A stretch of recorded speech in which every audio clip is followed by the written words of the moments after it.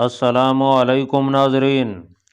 کان اعظم قطبگہ خان نے حلو خان سے کہا، آپ کے وزیر نظام الملک توسی کے پاس کل ایک سفارت پہنچی ہے جس میں خلیفہ اسلام کے اہم وزیر ابن علقمہ نے کچھ تجاویز بھیجی ہیں۔ ان میں خلافت کے عہدے کو کسی دوسرے خاندان میں منتقل کرنے میں مدد مانگی گئی ہے۔ اگر آپ تھوڑی سی کوشش کریں تو میدان بڑی خوبصورتی سے جیتا جا سکتا ہے۔ نظام الملک توسی تو آپ کی مٹھی میں ہی ہے۔ قطبگہ خان نے انکشاف کیا تو حلو خان سوچ میں پڑ گیا۔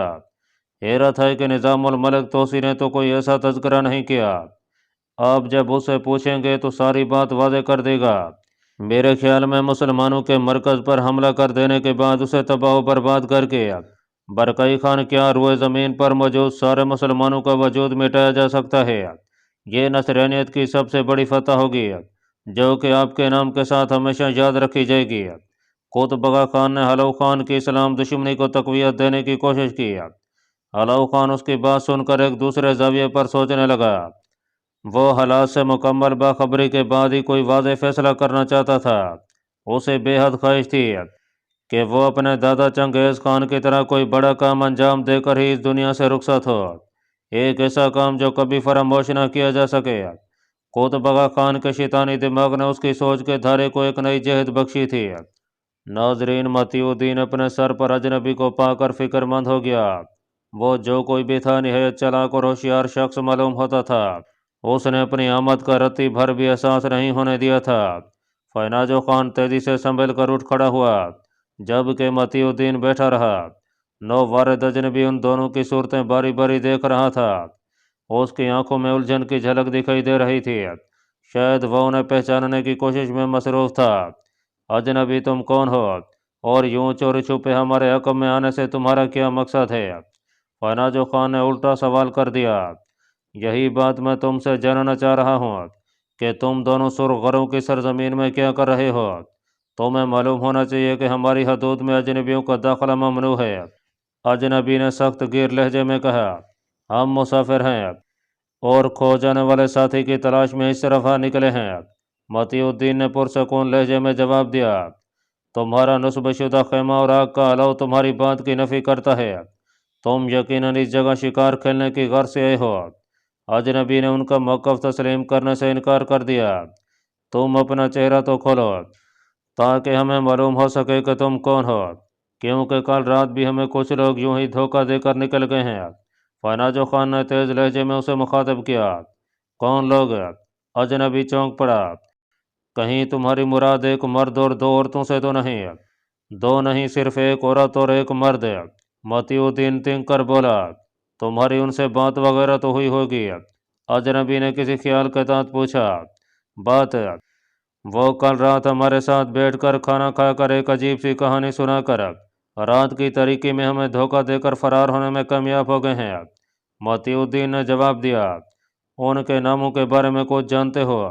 اجنبی سوالات کیے جا رہا تھا۔ ہم یہ سب تمہیں کیوں بتائیں؟ فائناجو خان متی الدین کے بولنے سے پہلے ہی بول اٹھا، خاصے پرجوش دکھائی دیتے ہو۔ اجنبی لفظ چبا کر بولا، مجھے ان دونوں کی تلاش ہے۔ بہرحال اگر تم ان کے بارے میں کچھ بتا سکو تو شاید میں تمہاری اس علاقے میں آمد کے جرم میں کچھ نرمی برت سکوں۔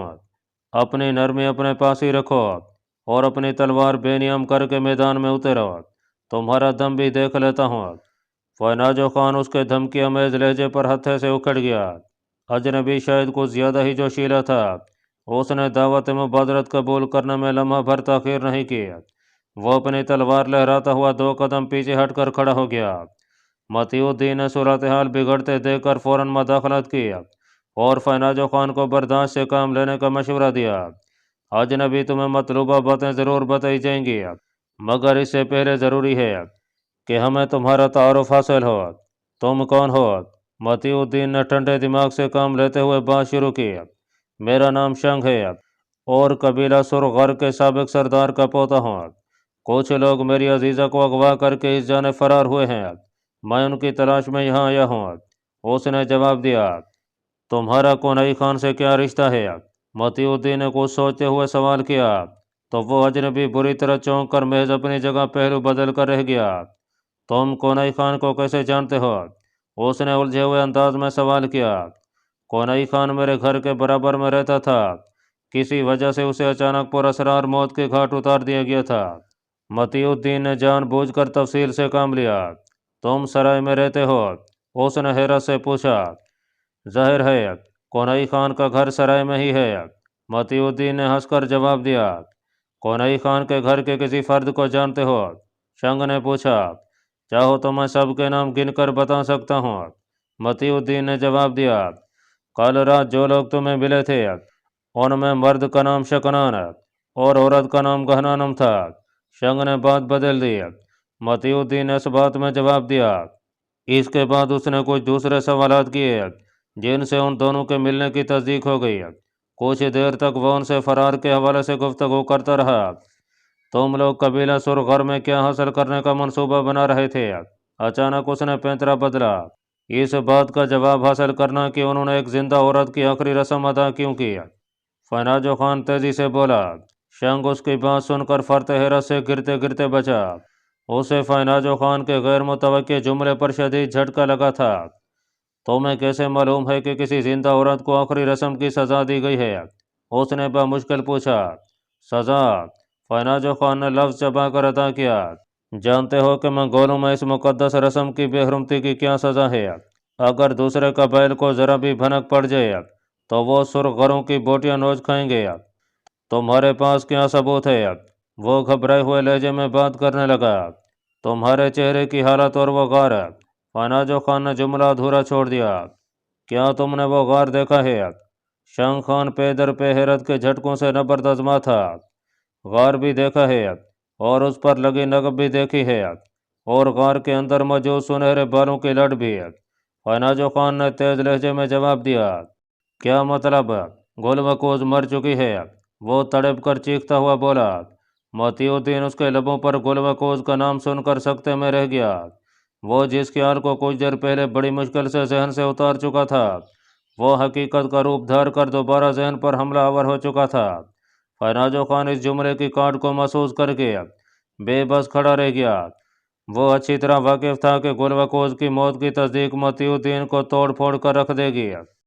ناظرین، بیبرس نے ایک محفوظ مقام پر ٹھہرنے کے بعد اپنے ساتھیوں سے علیحدگی اختیار کی اور اپنا حلیہ تبدیل کر کے مقامی لباس پہن کر واپس اسی شہر لوٹ آیا۔ اس نے اپنے ساتھیوں کے لیے کچھ لباس خریدے اور ضروری سامان لے کر واپس لوٹ گیا۔ ساتھی تاجر بیبرس کی صورت دیکھ کر بھی دے گئے اور یہ سمجھے کہ بیبرس نے انہیں یہاں لا کر پھنسا کر ان کی مخبری کر دی ہے، تبھی یہ ارمینی شخص یہاں پہنچ گیا ہے۔ ان کی گھبرائی ہوئی شکلیں دیکھ کر بیبرس نے اصلی لہجے میں بات کر کے ان کی ڈھارس بندھی اور انہیں مقامی لباس پہننے کی ہدایت کی۔ اس لباس نے ان کی وضاقت میں خاصا فرق پیدا کر دیا تھا۔ وہ کسی بھی طور پر پردیسی یا مسلمان دکھائی نہیں دیتے تھے۔ بیبرس کے پر یقین اور باعتماد انداز سے اب ان میں کچھ حوصلہ پیدا ہونے لگا کہ وہ بیبرس کی مائیت میں وطن واپس لوٹ جائیں گے۔ بیبرس نے ان ضروری کاموں سے فارغ ہو کر ایک بڑا سا تھیلا ان کی جانب بڑھا دیا۔ اس میں کھانے پینے کی کچھ اشیاء تھیں۔ انہیں سفر کے دوران کھانے پینے کے سامان کی ضرورت پڑتی۔ بیبرس نے غذا کے استعمال میں احتیاط برتنے کا مشورہ دیا کیونکہ وہ خود بھی نہیں جانتا تھا کہ نصرانی ریاست میں کب تک یوں ہی بھٹکنا پڑے گا۔ بیبرس انہیں مختلف کاموں میں مصروف کر کے اپنے چھوٹے سے خیمے کی جانب بڑھا۔ خیمے کے قریب پہنچ کر اسے اندر کسی کی موجودگی کا احساس ہوا تو وہ چوکنا ہو گیا۔ وہ احتیاط سے خیمے کی جانب بڑھا اور ایک جھٹکے سے پرت اٹھا کر اندر داخل ہو گیا۔ اندر موجود شخص بیبرس کی اچانک آمد پر گڑبڑا گیا۔ بیبرس کی نگاہ جب اس شخص پر پڑی تو اطمینان کی سانس لی۔ وہ وہی نحیف نوجوان تھا جسے اس نے بازار سے خریدا تھا۔ شکل و صورت سے تو عرب دکھائی دیتے ہو، یہاں کیا کر رہے تھے؟ بیبرس نے پوچھا۔ میں یہیں رہتا ہوں، مجھے نہیں معلوم کہ میرے والدین کہاں کے رہنے والے تھے اور اب کہاں ہیں۔ جب سے ہوش سنبھالا ہے اس ظالم کے شکنجے میں خود کو پایا ہے، اس نے جواب دیا۔ لگتا ہے تم کسی عرب تاجر کی کمسن اولاد ہو جو ان نصرانیوں کے ہاتھوں بربادی کا شکار ہو گیا ہوگا۔ بیبرس نے افسردہ لہجے میں کہا۔ تمہارا نام کیا ہے؟ مجھے سب لوگ مرندی کہہ کر بلاتے ہیں، اس نے جواب دیا۔ نصرانی ہو کیا؟ بیبرس نے اچانک چونک کر پوچھا۔ میں صرف غلام ہوں، مذہب سے میرا کوئی واسطہ نہیں رہا۔ نصرانیت کیا ہوتی ہے اس بارے میں کچھ نہیں کہہ سکتا۔ اس نے پھیکی سی ہنسی سے جواب دیا، کبھی ان لوگوں کے ساتھ کلیسا گئے ہو؟ غلاموں کا قدم بھی اگر کلیسا کے دروازے کو چھو جائے تو وہ پاؤں کاٹ دیتے ہیں۔ میں مسلمان ہوں، آج سے تم میرے لیے کام کرو گے، اور تمہارا نام مجھے کچھ پسند نہیں آیا، تم کوئی دوسرا نام اپنے لیے تجویز کر سکتے ہو۔ بیبرس نے کہا، آپ کو جو نام پسند ہو وہی رکھ دیں، میرے لیے ناموں میں کیا رکھا ہے؟ اس نے بے چارگی سے کہا تو بیبرس لمحہ بھر کے لیے پریشان ہو گیا۔ غلامی کے عالم میں انسان کی کیا کیفیت ہوتی ہے وہ اس سے بخوبی آگاہ تھا۔ اس نے نام بدلنے پر کوئی زور نہیں دیا، بلکہ اسے باہر موجود تاجروں کے ساتھ مل کر ہاتھ بٹانے کا کہہ کر وہ اپنے اگلے قدم کے بارے میں سوچنے لگا۔ 4 دن کے مسلسل قیام کے بعد اس نے شہر کا ایک اور چکر لگایا۔ وہ تازہ صورتحال سے آگاہ ہونا چاہتا تھا۔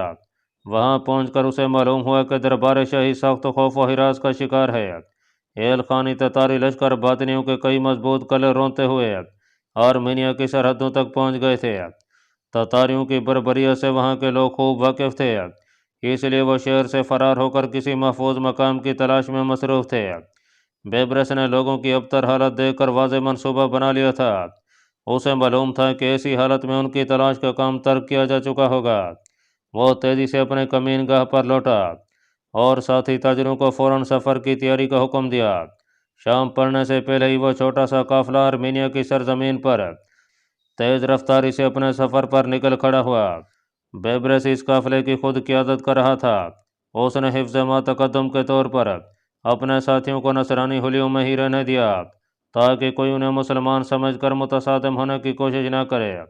ان کے آگے پیچھے کئی قافلے رواں دواں تھے جو تتاریوں کے خوف سے کسی محفوظ مقام پر پہنچ جانا چاہتے تھے۔